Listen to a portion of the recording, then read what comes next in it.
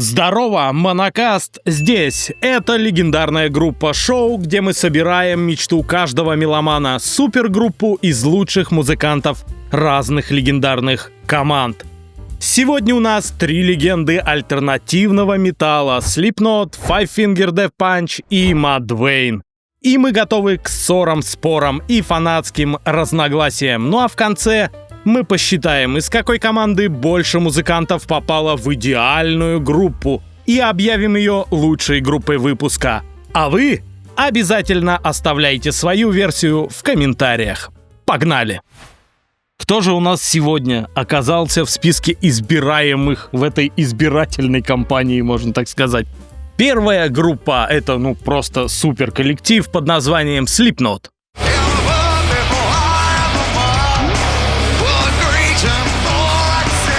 Это тот случай, когда фраза «в маске и перчатках» не имеет ничего общего с санитарными нормами. 9 безумных парней из Айовы решили, что просто играть металл — это скучно, и превратили каждый свой концерт в хаос, шум и театральное безумие, после которого психологам прибавляется работы. Под жуткими масками скрываются одни из самых талантливых музыкантов современной тяжелой сцены. Кори Тейлор успевает орать, петь и читать мораль всем подряд. Гитаристы кромсают рифы так, словно режут торт бензопилой, а перкуссионисты так лупят по своим бочкам, будто лично обиделись на металлургию. Slipknot смешивают агрессию с мелодикой, тяжесть с хитовостью и приправляют все это дикой энергией, которая, кажется, вот-вот сорвется с цепи и укусит зрителя за ухо. Если вы никогда не были на их концерте, просто представьте себе цирк, сбежавший из ада. Но самое странное, после этого шоу вы будете чувствовать себя абсолютно счастливыми. Slipknot. Вторая группа, которая очень любима нашим и Евгением. Экспертом. Самым экспертным, самым объективным экспертом в мире. Five Finger Death Punch.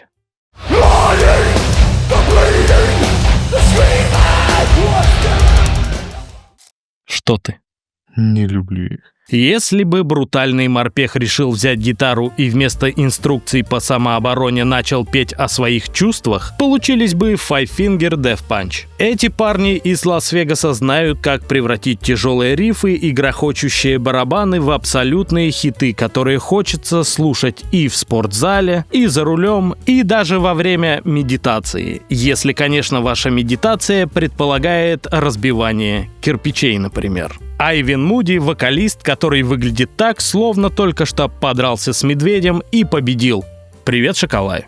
При этом его голос спокойно переходит от яростного рыка к трогательному пению о том, как тяжело быть настоящим мужиком. Их музло бьет в голову с точностью снайпера. Песни настолько цепкие, что после первого прослушивания вы уже хотите набить их текст себе на плече. В общем, Five Finger Death Punch — это когда металл становится популярным, но при этом не перестает быть достаточно тяжелым. Ну а название группы — это вообще отдельная история. Что-то вроде из секретного приема кунг-фу, но после прослушивания понятно, что это просто мощный удар в 5 пальцев прямо по вашим эмоциям. И третья группа, на самом деле, тут не будем врать, действительно самая его любимая. Про предыдущую, как вы поняли, была небольшая ирония. Вброс. Mudvayne.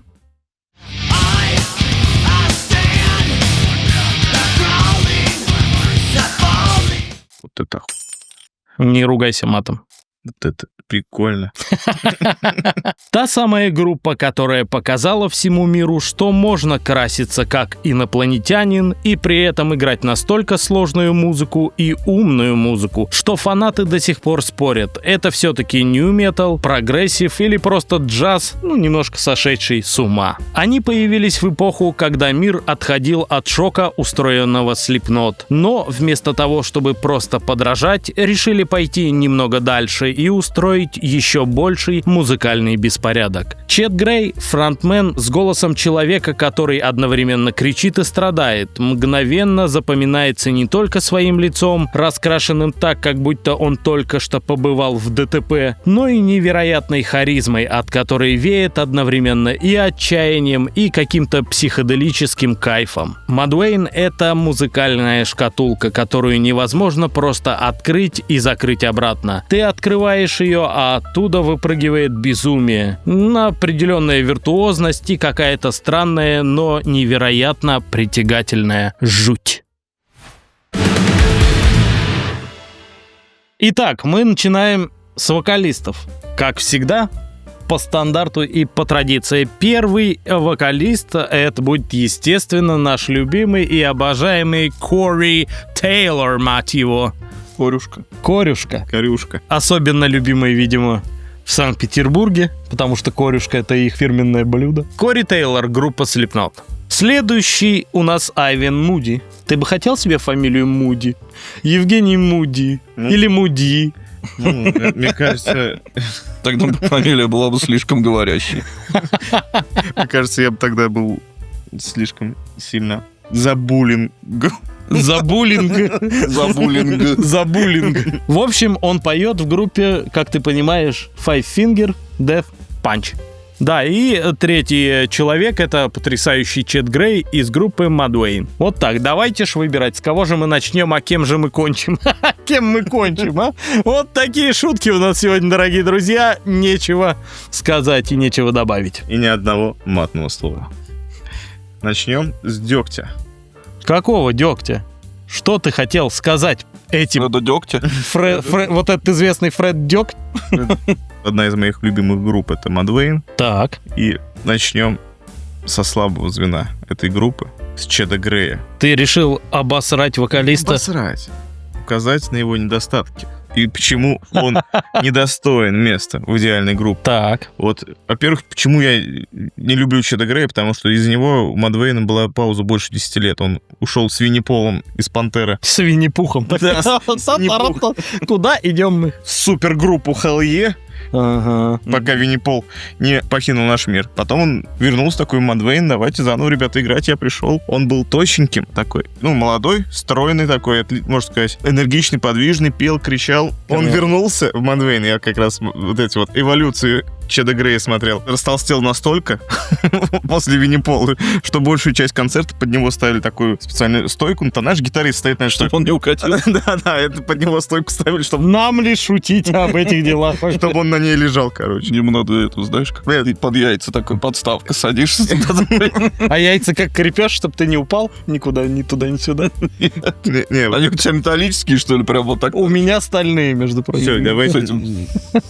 Короче, вот, понимаешь, вот такое вот лежбище для него ставили, потому что ему, он там один раз прыгнет потом, чтобы не ложиться прямо на сцену, но чтобы было видно было. Он, короче, поднимался там по ступеням специально на эту штуку, ложился и там иногда вставал, там сидел, иногда прям прикладывался. Вот недавно смотрел концерт, прям свеженький, их 25-го года. Он сбросил, но традиция со стоечкой у него с этой осталась. То есть вот это вот лежбище, он там попрыгает, походит, опять присядет, попоет. Чтобы не на сцену прям садиться, а чтобы его видно было, там уже большие залы собирают группу. Это один момент. Другой момент. Какую эволюцию отрицательно я заметил. В нулевых он пел все партии свои. То есть он и скримил, и пел высокие партии. Например, есть песня «Dev Bloom», где там достаточно высоко надо спеть. Видно, что у него там, после активного поведения там не хватает дыхалки, но он вытягивал все. Чуть-чуть, может, не попадал, но все прям припал. Сейчас, в 25-м году, они наняли еще одного чувака на сцену, поставили у них состав. Басист, гитарист, барабанщик и Чет Грей. Они сейчас взяли еще одного гитариста, который поет за него верхние партии. Он просто там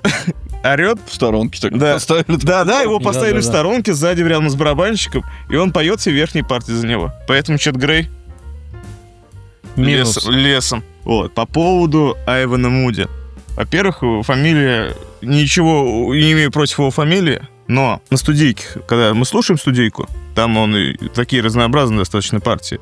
И высокий нот берет, плотный, хороший вокал. Вживую смотришь, высокий нот берут гитаристы. Он поет чисто вот... Так может это просто тренд в этом жанре какой-то? Ему просто на студии Муди чуть-чуть отжимают Муди. Когда какой-то идет припев, когда кто-то идет припев, у них там хоровое пение. 3 гитариста включаются, интервалы все поют.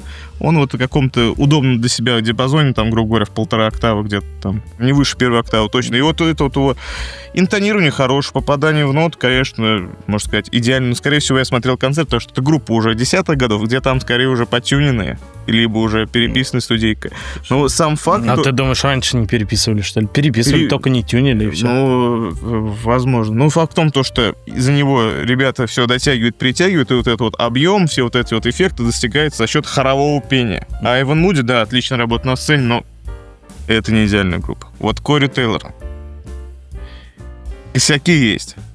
Но вот смотришь, например, эволюцию. У человека есть эволюция не как у Чеда Грея в отрицательную сторону, а у него прогрессия идет. Ну, тут То есть партии, во-первых, у него стали более разноплановые, опять же. Он раскрылся больше, наверное, как вокалист во втором своем проекте Stone Sour. Да. У него там более мелодичные партии, более высокие. И живые концерты смотришь, там так душевно он достаточно поет и глубоко чувствуешь эмоции. Эмоционально, чисто эмоционально. Мне раньше Кори Тейлор не нравился, когда я с Слипнотом познакомился. Это вот концерты там во Франции, в которые у нас DVD везде продавались, где он там половину своих этих не вытягивает, ему голос срывается, не хватает. Это были нулевые года. Сейчас он исправился, сейчас прогрессирует. Это легендарная личность, более разносторонняя личность, более культовый. Да это просто вот как лицо с картинкой в идеальную группу. Ну, там, лицо, скажем так, медийное лицо для картинки и имя, если вокалист, то Кори Тейлор. Вот так вот. Его выбор, выдвиженец, так сказать, на голосование в идеальную группу — это Кори Тейлор, группа Slipknot. Давайте узнаем, кто у нас там справа, от вас слева. Ну, собственно, я не оригинален, в каждом ролике это говорю. У Евгена кто? Ну, тут, да, такой сложный, на самом деле, вопрос. Все такие какие-то косячные. Тебе не кажется, что это просто жанр такой? Косячный. Ну да, тут как бы не обязательно Такой косяк-мед. быть крутым вокалистом, так сказать. Идеальным. Да, идеальным вокалистом для того, чтобы в этом жанре... Ну, как бы на студийках-то все хорошо. И звучит же хорошо, когда хорошо. А когда плохо, плохо звучит. Что-то в любом жанре. Поговорки от Евгена. Монокаст, как говорится, народный. Если вы не знали, кто озвучивает Стэтхэма, в мемах это Евген. Не бойся получить в нос, бойся получить в рот. Чисто, наверное, по культовости. Отдам Кори Тейлор. Корюшке, да. Корюшка. Рыбное, так сказать, дело победило у Евгена. Кори Тейлор, группа Slipknot. Почему Slipknot хорошо заходит под пенное? Потому что у них вокалист Корюшка, да. Да. Не скажу, что я бы кого-то другого выбрал, потому что я уважаю Кори Тейлора за то, что он все-таки понял, что идет к чему-то не тому в середине 2000-х, и пошел заниматься к преподавателям по вокалу. И начал намного лучше петь. Ну да. Я почему у тебя спросил по поводу тенденции общей в этом жанре, потому что, они все не идеальные такие. Но из-за того, что хоть один снизошел до того, чтобы пойти учиться, а второй, чтобы позвать на сцену нормального вокалиста. Да, вот. Я все-таки отдаю победу ему, поэтому 3-0 Кори Тейлор у меня тоже. Такие вот дела. Идеальную группу у нас пополняет голос Кори Тейлора, и мы давайте узнаем, кто у нас двумя гитаристами в этой группе идеальной станет. Погнали! Гитары, дорогие друзья, и сейчас мы узнаем, кто у нас в претендентах. Это, конечно же, Мик Томпсон, это, конечно же, Джим Рут, это, конечно же, Золтан Беттери, это Джейсон Хук или Апперкот. В простонародье. Вот такие шутки лучше нет. Сорян. И Грег Триббет. Давайте ж узнаем у Евгения, кто... я подозреваю, сначала будет самым худшим гитаристом, а потом уже кого он выберет. Давай. Джейсон Хук, самый худший гитарист из этого списка. У него татухи стрёмные на шее, мне не понравились вообще. Безвкусица какая-то. В очередной раз убеждаюсь, что он выбирает музыкантов по внешнему виду. Чем больше мужик ему нравится... Да я просто, заезд такой сделал. Прическа у него стрёмная, как у меня. Скучный соло, поведение на сцене. Он старается, но не всегда. Поэтому последнее место. На предпоследнем месте, что неудивительно, гитарист из моей любимой группы, это Грег Триббет. Почему? Потому что это слабое звено в Мадвей. Так ты про вокалиста то же самое говорил. Может, это вся группа говно? Просто. Не, минус на минус равно плюс. Это не отмазка. На фоне басиста и барабанщика это просто, сложно назвать его музыкантом. Много мажет он. Может, это, кстати, Может, его он художник. Может, это, стиль такой, там, дополнительную струну добавить мимо. Может быть, он элементы гранжа еще в Мадвей. Да. Дальше. Теперь подбираемся к предпредистальному месту. Это Предистального? Да, это Джим Рут.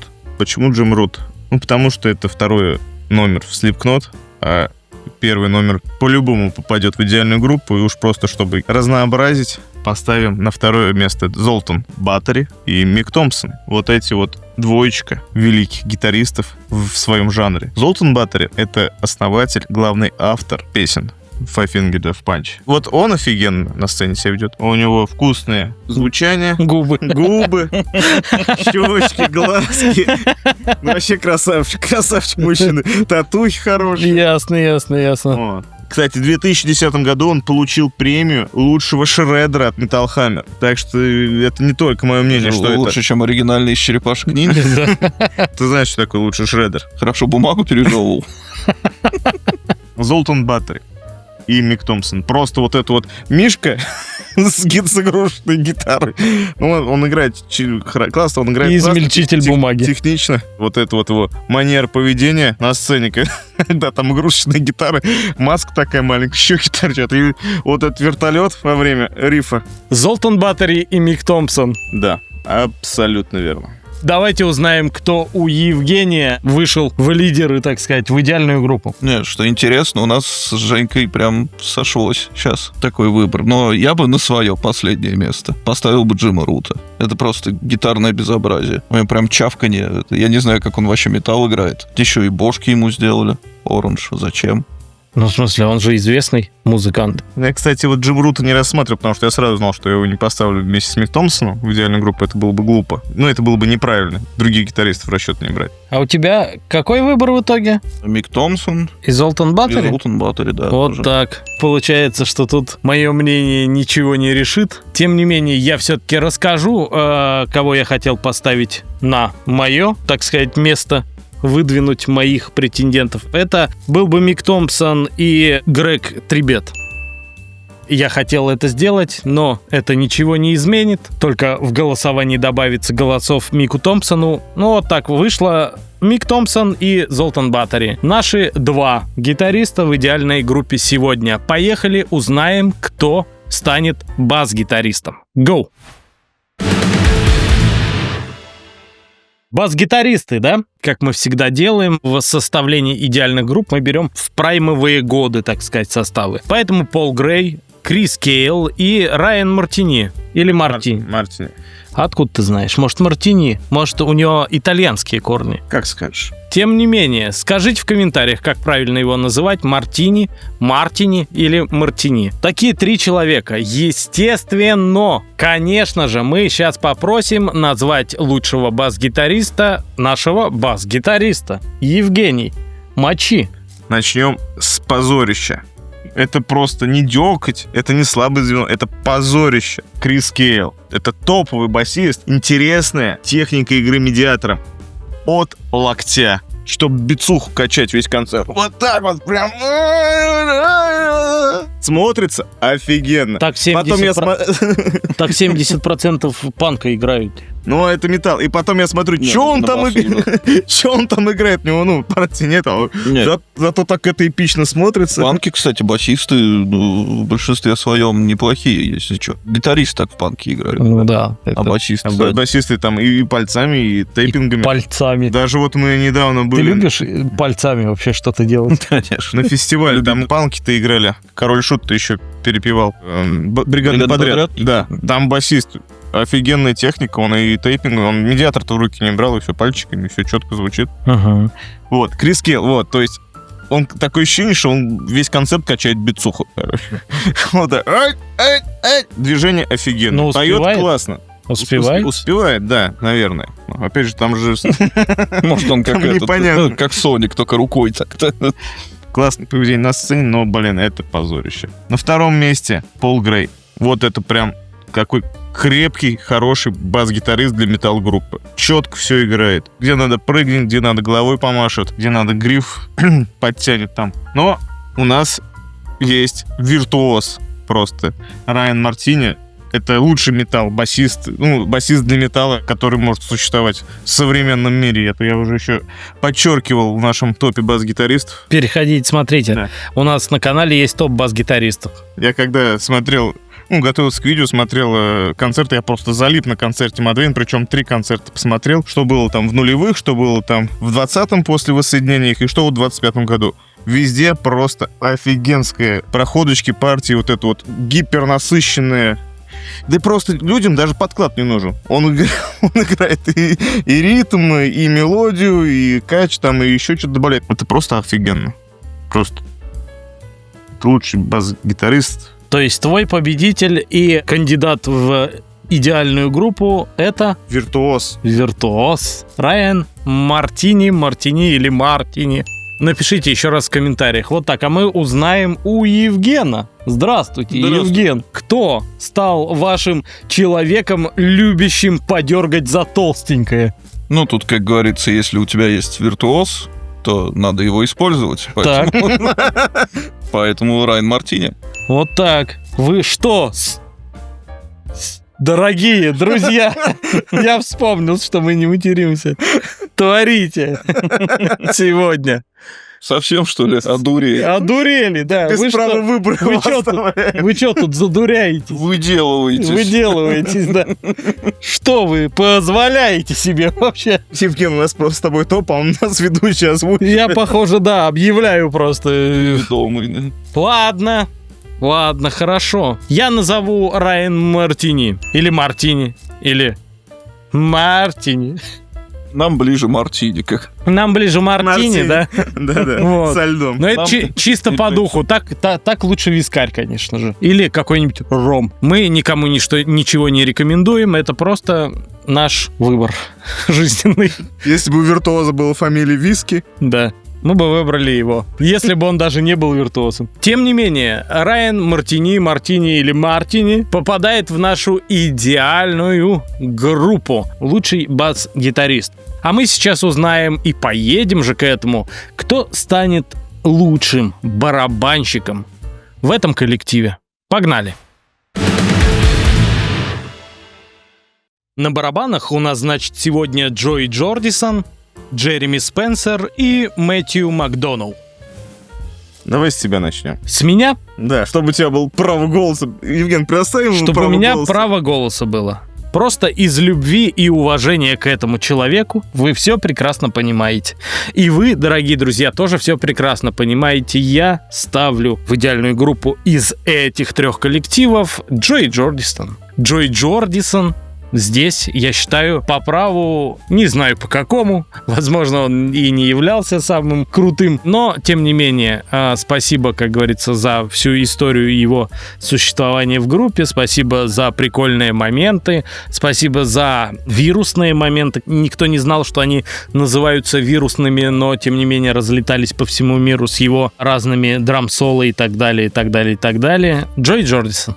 Кто хочет следующим назвать? Ты хочешь? Да. Скажи, кто у тебя в черном списке. Я понимаю, ты именно вот такую стратегию выбрал. Да, кстати, но вот среди барабанщиков черного списка нет. Прям вот явных лузеров нету. Потому что вот какой уже топ подряд мы делаем, почти все в хороших, топовых группах, там даже вот ни одного плохого барабанщика. Ну, потому что на ритме, наверное, все и держится. Можно вот реально оценить именно по сложности партии. Ну, например, вот Джереми Спенсер из Five Finger Death Punch в 2012 году был признан лучшим барабанщиком журналом Revolver в мире. Ты опять же руководствуешься чьим-то другим мнением. Нет, я просто привожу пример. То есть вот Джереми Спенсер в 2012 году был признан лучшим барабанщиком в мире. Джордисон был еще тогда жив. Наверное, в прошлом году. Мэтью Макдоналл из Mudvayne. Скилловый, кочевый, нестандартный подход к построению партий. Скоростные, там, прогрессивные какие-то элементы есть. Джазовые, там, куча всего замешана, учитывая, с каким басистом он играет. То есть они в симбиозе офигенском играют. Кто-то начинает разговор про барабанщиков, даже если не музыкант, какой-то слушатель металла, обязательно будет Джой Джордисон. Все ребята молодцы, но Джой Джордисон просто обязан попасть в идеальную группу.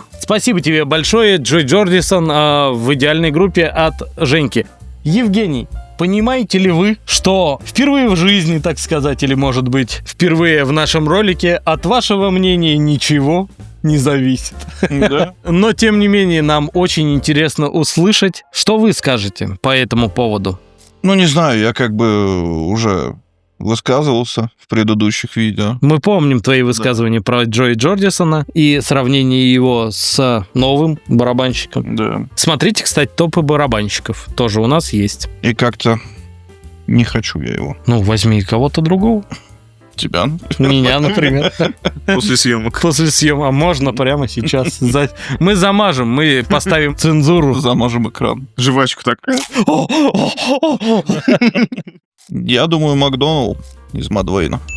Макдоналл из Мадвейна. Хороший очень барабанщик, которого ты не взял из своей любимой группы. Почему ты его не взял? Он бы сейчас выиграл. Ты не знаешь об этом. Нет, я знаю, почему я его не взял. Почему? Потому что их всех кинул Чет Грей. Он кинул Мадвейн на 10 лет. А барабанщик? И барабанщик простаивал барабанщик. Вот как вот застыл, и 10 лет. Ты думаешь, музыканты бы нигде не играли и стали хуже играть? Они бы могли бы играть в других проектах. Но, Да. понимаешь, группа, которая в 7-8 году Мадвейн достаточно популярная группа была, пока от них Чет Грей просто не ушел там. Я понимаю, почему он, хуже, почему он не достоин победы-то. Он не хуже, он, возможно, он интереснее, да, и, скорее всего, так и есть. Но понимаешь, в чем дело? Люди хотят Джоя Джордисона. Ну, блин, Джордисон, мне кажется, из него просто Слепили легенду. слепили легенду, да, сделали культ такой, потому что надо кого-то, да, как всегда, когда делают какую-то супергруппу, да, нужен кто-то, прям, чтобы на него там все равнялись, какая-то прям суперзвезда в группе, и они такие: о, Джордисон быстро играет.